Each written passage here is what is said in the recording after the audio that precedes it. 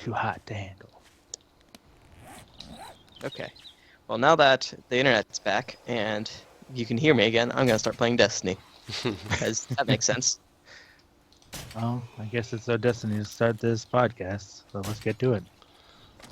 Womp womp. Hello and what? Yeah, professional. That's our motto.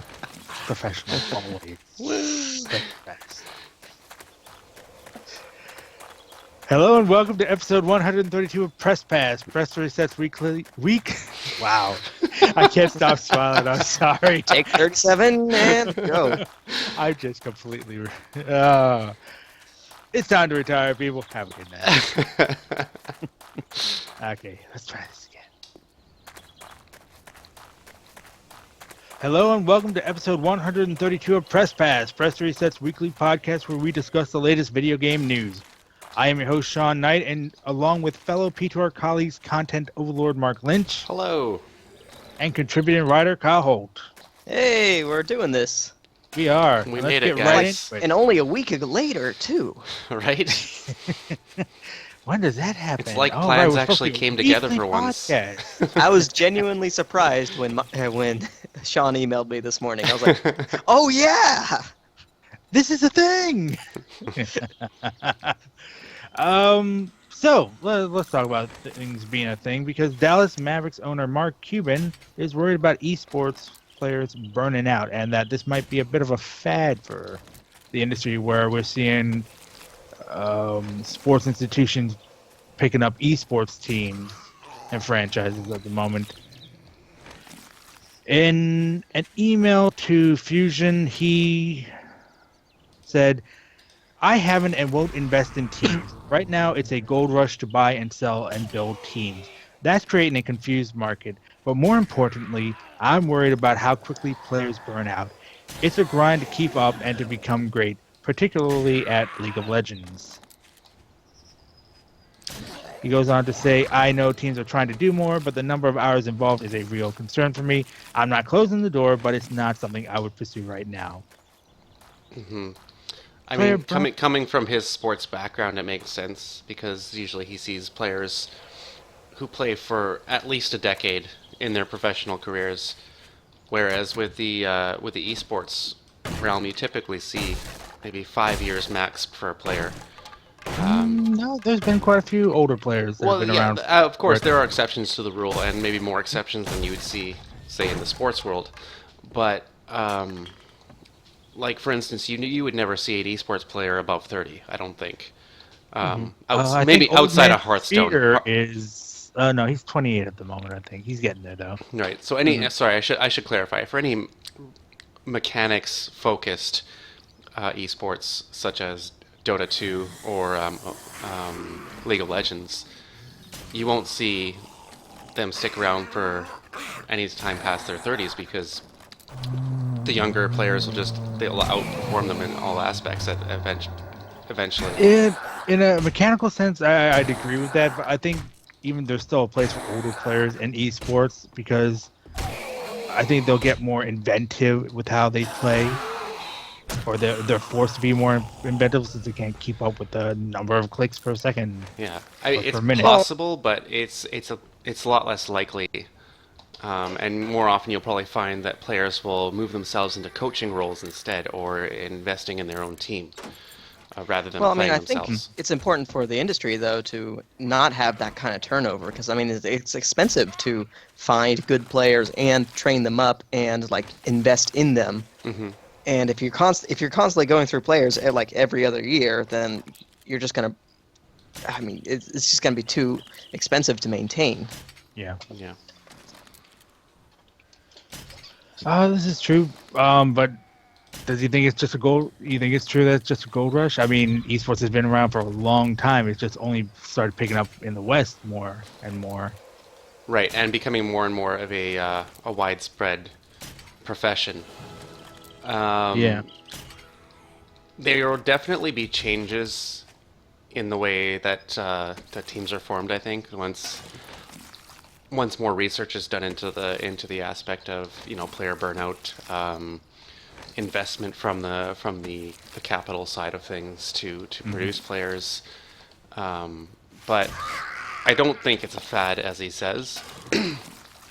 I think it's just this is one milestone with many as the industry grows.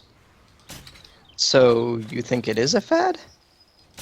No. I mean, because that's what it sounds like. You said, okay, this is just one step of it, is the quick burnout phase. And I think that's what he's arguing, is that he's saying that, like, oh, this is just one step of the growth of the industry, and eventually you'll start holding on to players more. Oh, okay. So when I hear the word fad, I just think it means people are assuming it will be around for a little bit and then it'll just disappear, as opposed to building on top of something and moving on to a next stage. But my takeaway was that esports itself is just a fad. No. Oh, really? No, he wouldn't That's be what I investing in it if it's just a fad. Correct. I think Yeah, he was not- talking He is about investing in it. He's not investing in it. He Oh is. wait, I thought he was. He's not, No, he he's says not. he's Wasn't not that the investing in teams. He's not buying teams, but he is Teams, investing in yeah. esports. Yeah, I mean he's investing in the industry, but until he sees a team that he thinks will actually have a long-term payoff, he's probably going to hold back. Yeah. And so that's why he Now- views the high turnover as a fad. I think White Raw, who's an old StarCraft 2 player, he's in his mid-30s. I think he's still playing in professional tournaments. Okay. That's good. Pretty sure he was still playing up until last year. He was 34 last year. And StarCraft, it requires high actions per minute. Yeah. I think that's Well, the key. StarCraft has also been around a little longer than League of Legends. Yeah. True. This is true. Speaking of League of Legends, replays are making its way to League of Legends. Yay. I'm still surprised that it's still not a thing in LoL. Well, I mean, did you read the article, right? Mhm. Because it does explain how when they were first producing League of Legends, it wasn't a huge focus for them because they wanted to make sure that the underlying systems work in a game that was still yet unproven. Right. And then But afterwards, yeah, you'd expect that it would be an easy thing to add, but maybe all just the the money way they've made, all the players they have, Yeah. all the resources at their command, and they I- just now doing replays. I mean, even now when they're actually planning to release it, they're saying that it's going to need its own separate update between patches as well. Like, it's not going to function properly. And I think what that means is that it was a big part of how the infrastructure was set up. Right. Didn't easily allow for them to add this replay functionality. So now that they've got it to a point where they've been cleaning up a lot of their old code and stuff, now they're starting to be able to kind of socket it in there, but it still has its issues. I mean, do you think Riot Games built League of Legends with the idea that it's going to be an esport from the get-go? I don't think so. I feel like that's a very tricky thing to do, a weird thing to do, and there's very few games that do it well. Hmm. Like Every and game that I've it's almost seen like except for building it Overwatch. from the ground up for Twitch, right? Yeah. Like Well, So for we- League of Legends, I'm pretty sure they were building with esports in mind because this was an offshoot of Defense of the Ancients or the original Warcraft 3 Dota mod. But was Dota ever considered a true esport, or was it just a It competitive was turning game? it was pretty much a turning into an esports, and was I think an esport when League of Legends started coming around. Hmm. It's I just don't know. that Blizzard wasn't taking the time to really Invest in support it. Yeah. And then what was it? It was like 2-3 years ago. I was highly criticizing Riot Games because Dota 2 was just coming out from Valve, and Valve was doing all kinds of things to make this more esports or viewer friendly in Mhm. many ways. And it's continually evolved. There's charts, graphs, everything you need for people to get an understanding of what's going on during the gameplay, how this team's doing better than this team in what way. Things like that, and I'm watching League of Legends, especially the Worlds right now, Mhm. and I don't see any of that. It doesn't have a professional feel for me at the moment. Whereas this year's international for Dota 2 Mhm. was very professional, almost to the, like I was watching an NFL league presentation or cast in at that point with the charts and all the information available to me. I have noticed that they've been doing more breakdowns and stuff in between matches to kind of detail what's going on in each one. But I agree, there is less than you'd expect Yeah. for a game that's been around for as long as League of Legends has.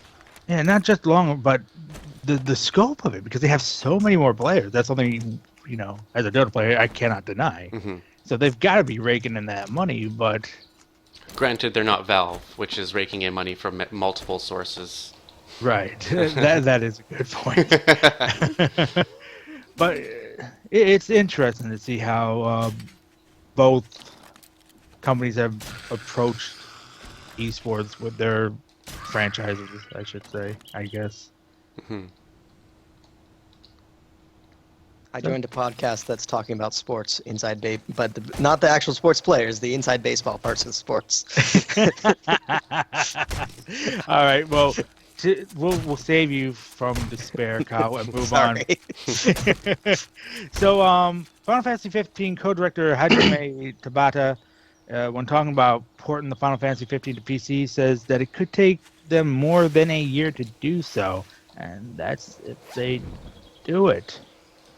But I thought it would be so easy. All you have to do is put it on the computer that you program it on. That's what we all figure.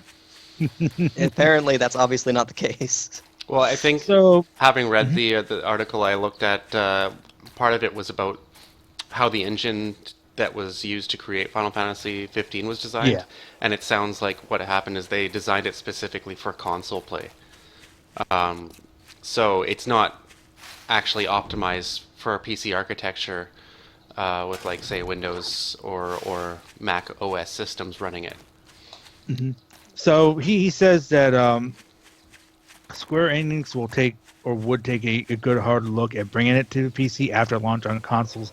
I think the real reason is that they need to see how well it does on consoles and whether or not it's going to turn a profit for them, or they even think about spending more money, time, and resources to bring it over to the PC. Well, plus, I'm sure they're looking at their PC game sales and they're like, I don't know. Yeah.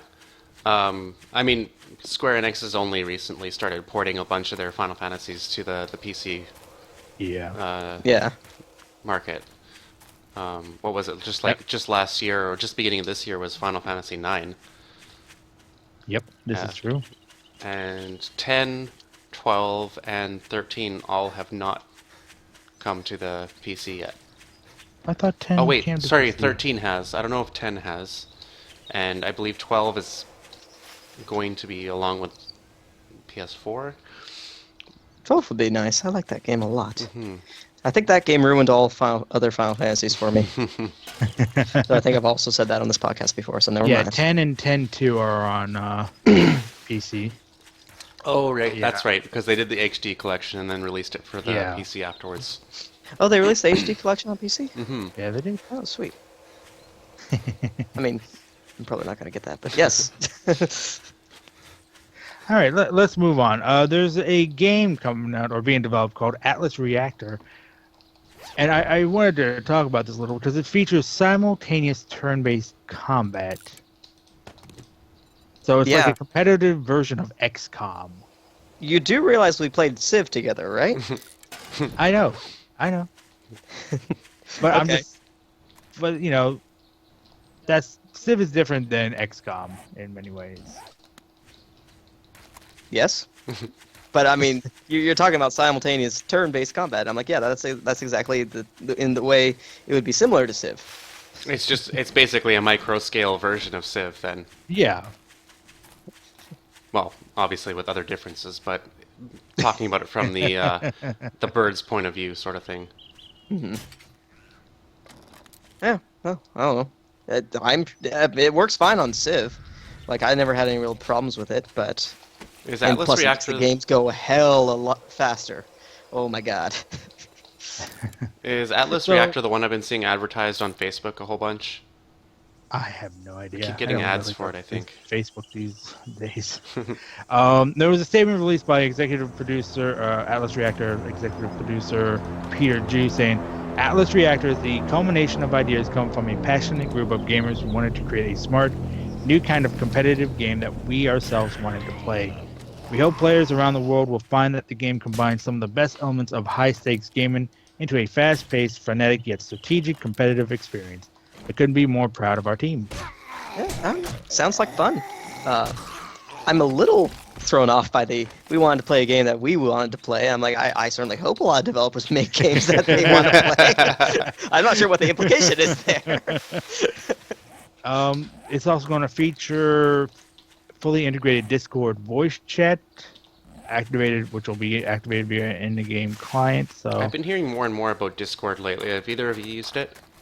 I have. Yeah. It works pretty well, Yeah. actually. Okay. Is that basically just like a chat client or what? It's like TeamSpeak, but for free. Okay. So it's like Skype, Curse? but for free. Pretty much. Yeah. But not as buggy as Skype. Okay. Hi, Microsoft. Oh. We're using Skype. I can't really say anything to it. Yeah. So now they're talking about this being a competitive game. Do you think they're trying to also turn this into some kind of esports title? Probably. I mean, at this point, I think any game that's competitive wants itself to be an esport at this point because they see how much money the other companies are making off of it. Any game that's multiplayer. Yeah. Hey, maybe not even multiplayer. So let's talk about games that companies make lots of money off. And Counter-Strike Go has been in the news a lot for the gambling class action lawsuit, which has been dismissed against Valve at the moment. So Dismissed by whom? it was dismissed, and I just lost it.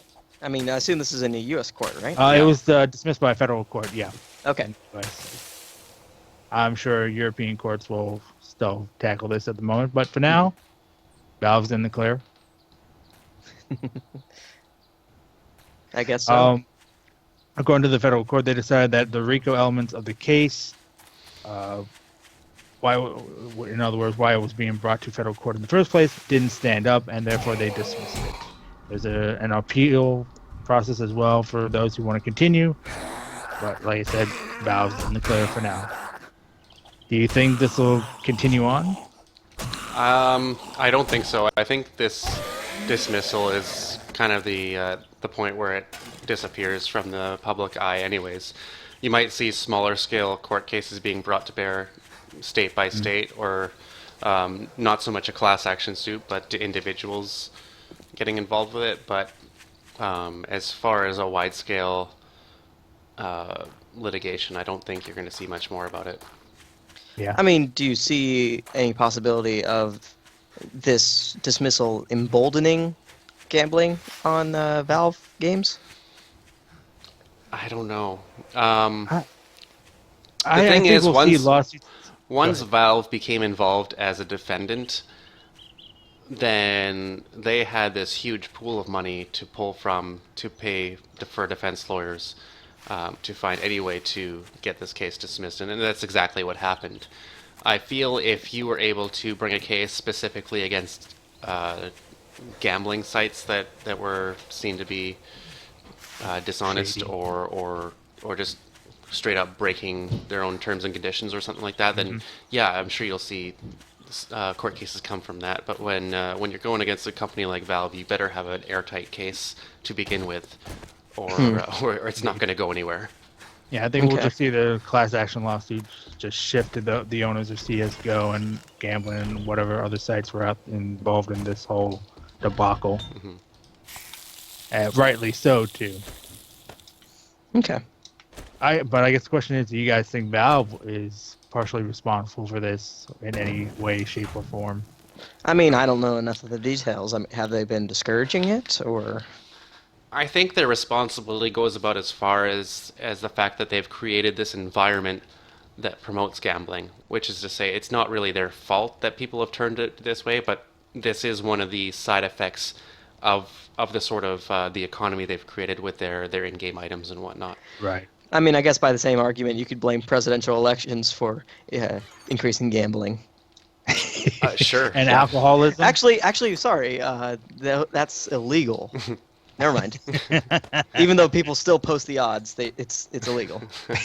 But Okay, I mean, the same yeah, thing. politics You go hand in remember, hand. you remember the black market of Diablo 2 back in the day. Yep.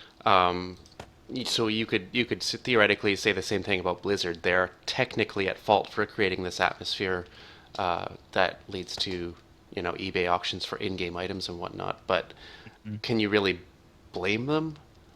No, you really can't. Mhm. Yeah. Okay. Let's move on to the next story.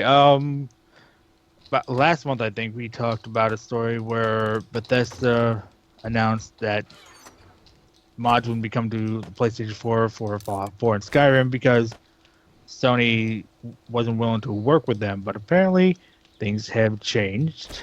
As things tend to do. Mhm. When enough people say, "Hey," Yeah. According to a post on the Bethesda blog, it states, "We and Sony have worked hard to make this possible." Sorry, just lost my spot. And it outlines how modders will be able to create mods using Bethesda's standalone creation kit on PC, then make them accessible in-game via uploading to Bethesda servers. So, yeah, same deal as it is with the Xbox One hmm for the most part. do you I think would like to know what caused What- the shift in Sony's stance. actually? So, like, my question was going to be, do you think the fact that the Xbox One S has been selling well might have changed their thoughts about that? That is certainly possible. Yeah, I could see that. Yeah. I mean, that is a good selling point for buying an Xbox is the Yeah, mod. totally. I mean, Microsoft has been working all for the past couple of years on selling points for their platform, and Sony seems to be taking away selling points for their platform, which always baffles me. I mean, again, I think it's just the natural way these sort of things work. Like, if there's a clear leader, then they might just then they're gonna just But they that's don't the have thing. as much They motivation. keep repeating the history every generation. Yeah, It keeps repeating itself. Can't these guys learn? Don't do it. It doesn't work. see the arguments of every historian ever for like ever But this is For everything. This of isn't all even. time. This isn't even a century ago. This was 10 years ago. 10, 15 years, and you tell me you can't learn anything from it? Yes. I That's don't know, exactly like, I how don't- history works. Yeah. I mean, this is not at all surprising to me. It is surprising me. It's consistently surprising to me. I don't know why it should be, but it is. Well, at least you should take heart in the fact that it's consistent. Yeah.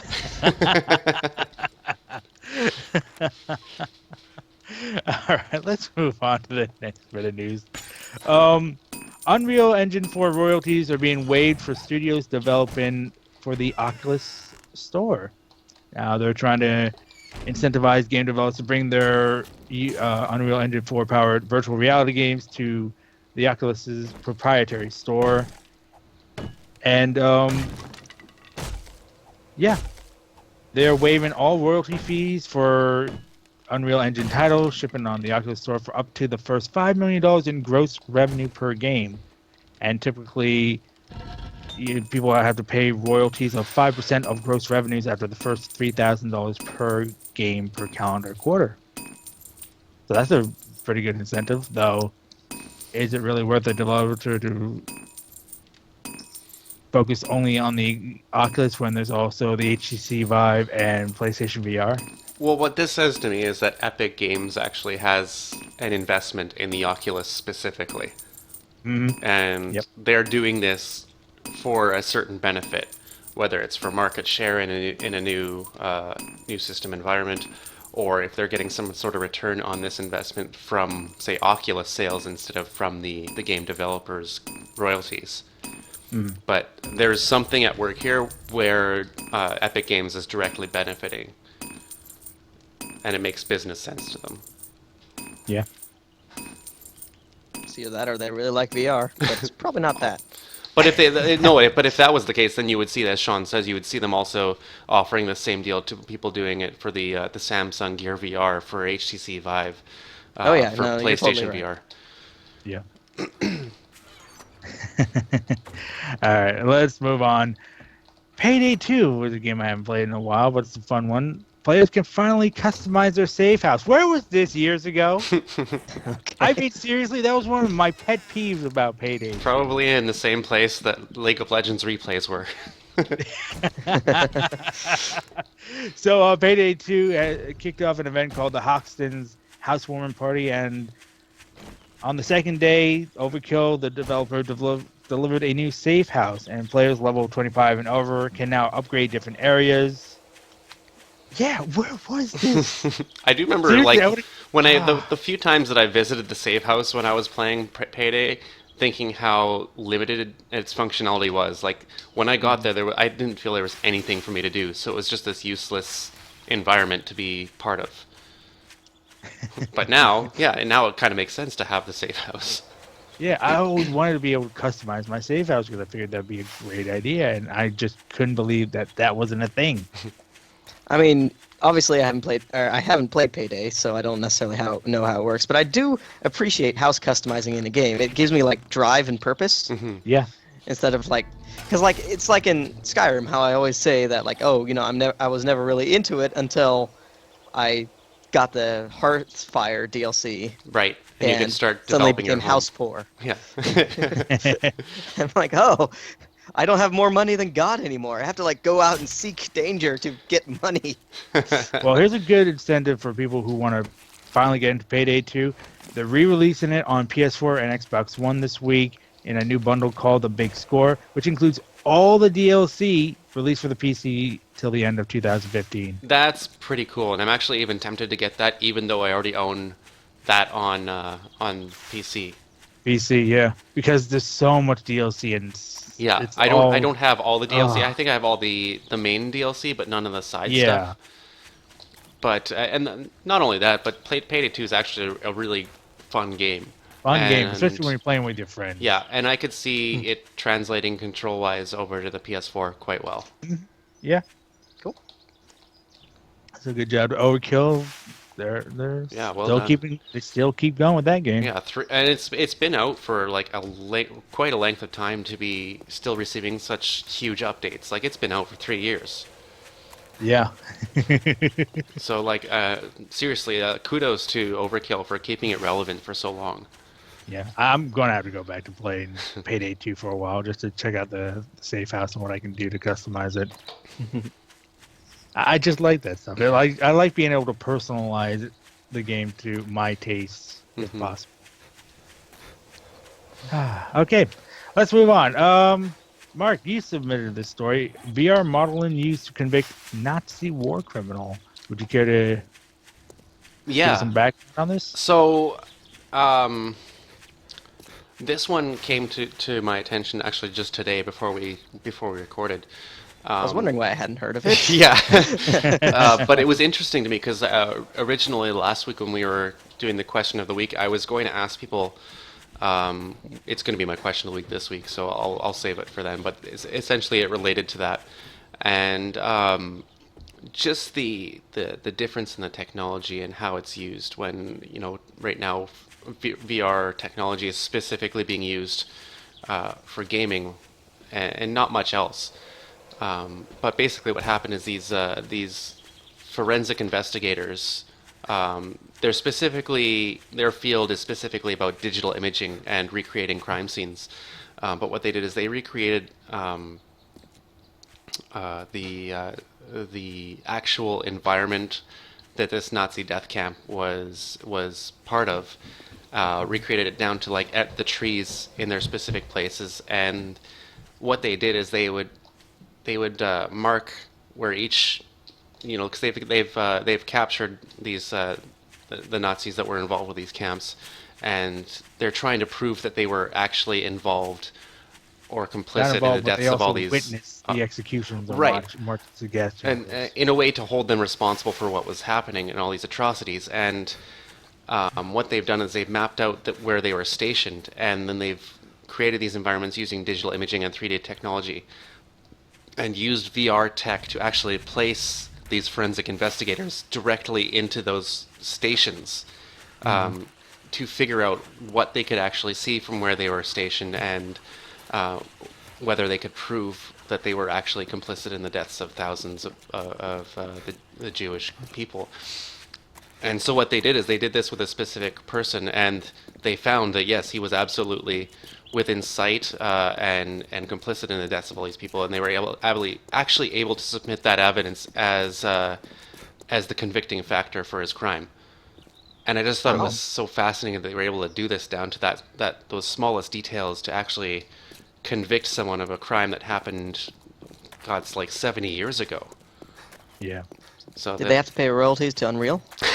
God, I hope No, if it's being used for non-commercial, it's for free. There you go. It's for free. Yeah. No, I got that. I'm just mildly witty.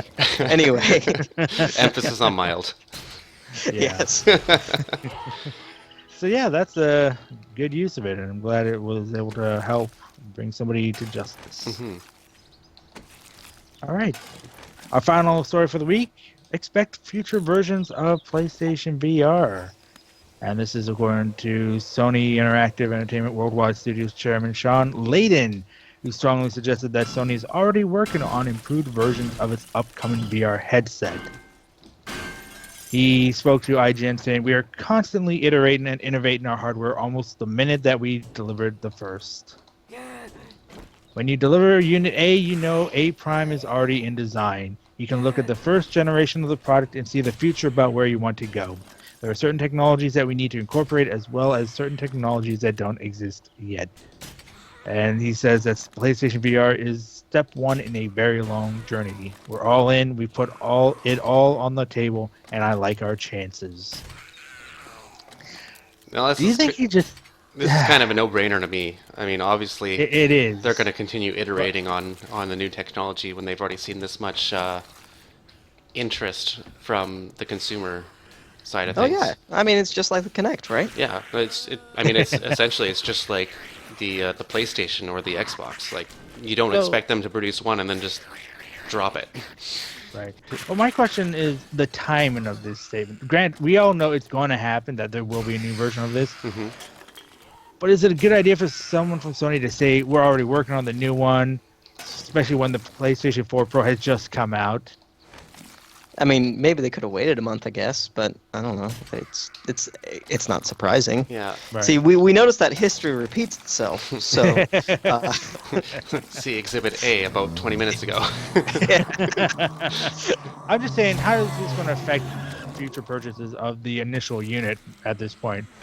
I mean, what's the point of buying this right now when you might as well wait for the next version, which will probably be much better, more powerful, Well, and I mean, will I'd like hopefully to see- have good games to support it. I'd like to hear you make that argument for. I mean, you could make the same argument for the next graphics card. Yeah. that's Why true. bother buying one now when the next one will be out in a couple years?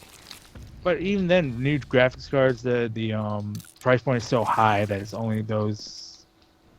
It caters to a very small minority Hmm. within that particular niche. I suppose, but Same I mean, with- the thing it's is, if kind you, of the same for any new technology. There's always those early adopters, but yeah, there's only a finite amount of those kinds of people. You got to get the general consumers into this, and when they hear that a new one's already being made, well, don't you think that kind of drops any interest for the current model? I mean, apparently not. Like, people bought a crap load of Xbox One S's. yeah, and the- they're the not so much. Scorpions, like, next down the road. Yeah, Mm-hmm. and they're not so much. They're not marketing the actual hardware as the experience as they are the games and the apps that are going to come for it. Right. So I mean, they can be confident in what their hardware is going to do, while still knowing that they're going to be improving what's available for developers. Now, PlayStation VR is going to be launching on October 13th, so next week. Not next week, this week, actually. So it's The not week of out Kurt. yet. We're seeing plenty of reviews for it. We're seeing some initial feedback on it. But what do you think the general Republic, really, general public reaction might be to PlayStation? What will our elected representatives say about it? Yeah, what would Donald Trump? Oh, and no. He's Let's not an elected let's not do that. the way things are going. Actually, he technically is. Something immigrants. Okay. Back to the question. Do we think PlayStation VR is gonna be a major hit for Sony? I mean, I know the pre-order, it sold out in pre-orders, but that was the pre-orders. Is it going to be able to continue that momentum? I mean, it sounds like the reviews or the initial reviews I've seen have been pretty positive. Hmm. Like, people seem to be, they're like, the reviewers seem pleased with it, and they say it seems to work about as well as you might hope. Yeah. So, which is a little surprising to me, but I'm pleased to hear that even. Right. Yeah. So I think at this point, with where the market's at now, with all the early adopters having pre-ordered, the next wave of sales, if you will, is going to be after these early adopters have had a chance with the actual games on the market and the word that comes out from that. So basically Christmas time? Yeah. I wonder if they planned that. I don't have it on the agenda, but let's quickly talk about Nintendo Wii U. That's supposed to come out this year, right? Do you mean the NX? NX, wow. Yeah. Next year, Sorry. right? Next year. Is it next year? Yes. Yeah. Really? Yeah. Wow, why did I think it was supposed to come out this year? Because have you're no a idea. fool, Sean Knight. Why do you think many I am things, a fool. Sean? It's I'm a question that keeps me up at night. But we still haven't heard anything about it. It's October now. It is Nintendo. Wow. They're like the masters of not saying things about their stuff. There's being a master and then being a fool of not saying things. Not saying things. I mean, yeah, for better or worse, they're master going of not into saying the fool things. end of the pool. The fool end of the pool? I'm a poet, man. Don't knock it. Just roll with it. I'd never say otherwise. I don't know. I mean, they're just taking their time with it. I don't see them not announcing anything as being a big problem. I mean, people know it's coming, and I think they're more focused on the games that are coming out, so that's why we're hearing Zelda from them. Yeah. That's all I got. Does that sound about right? Yeah, pretty much. And no, I think they announce a Mario game. Shocking. I mean, they didn't show anything about it, right? They just said that it's coming. I think. But so. I mean, it's a new console. Mario's gonna be out there real early. Yeah. They basically said I think they listed 3 games that would be out within the first 6 months, and that's I think they said Mario. I can't remember if obviously Zelda, and I think they mentioned a Metroid franchise game. Is that right? Hopefully not made by Team Ninja. Right. Yeah, I don't recall if they announced a Metroid game. I'd be surprised if they did, actually. I think they said something about it, but nothing super definitive. Right. I mean, they didn't even It's not like they had acknowledge screenshots or anything. Yeah, or acknowledge its 20th anniversary. Shocker. Really? Yep. Oops. Oh, wait, no, they did acknowledge it by shutting down a fan project for a Metroid game. That was kind of a Don't have celebration. our ways of celebrating. All right. So that's it for this week's agenda, but we're not done yet because, Mark, you've got a question to ask everybody. Oh, yes, as mentioned a little bit earlier.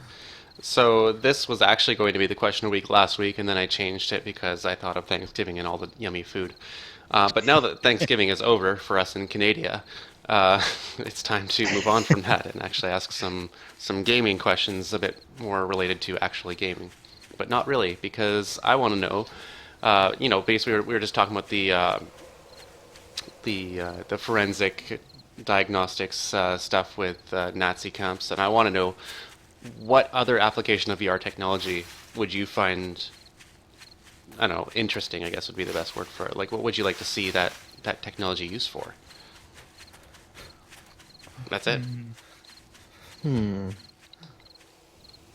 Virtual tour of Mars, based off of the photos Ooh. from Discovery. Discovery rover, Mhm. right? That would be pretty cool. Nice. Although, Yeah, Because it would- honestly, the pictures that I've seen from it, like, they're such high quality pictures Mhm.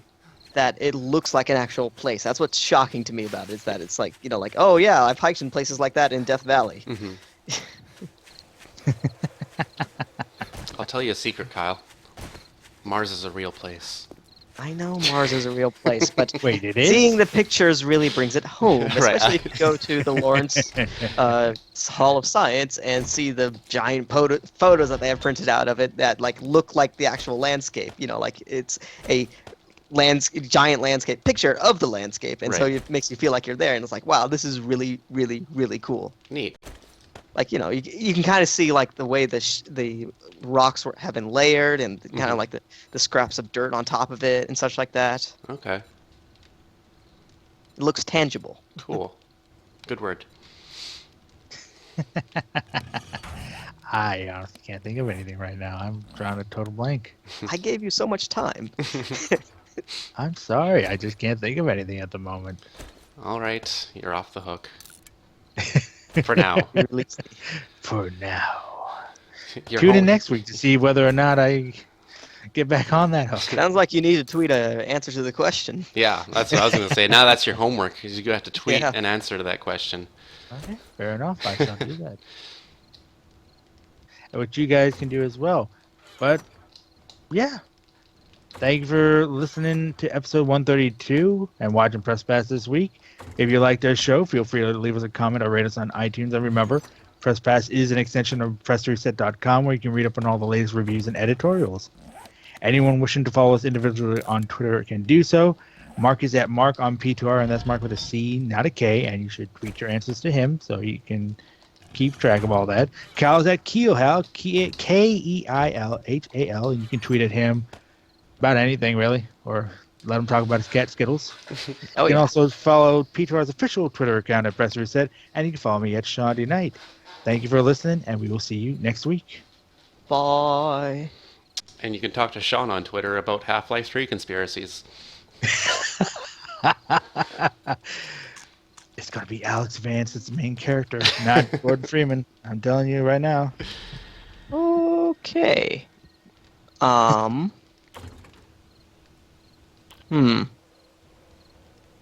What? So That's never good to hear. no, it's not. Oh. It looks like I recorded about 24 seconds No! because of all the mic issues that I had. Oh no! Oh. I didn't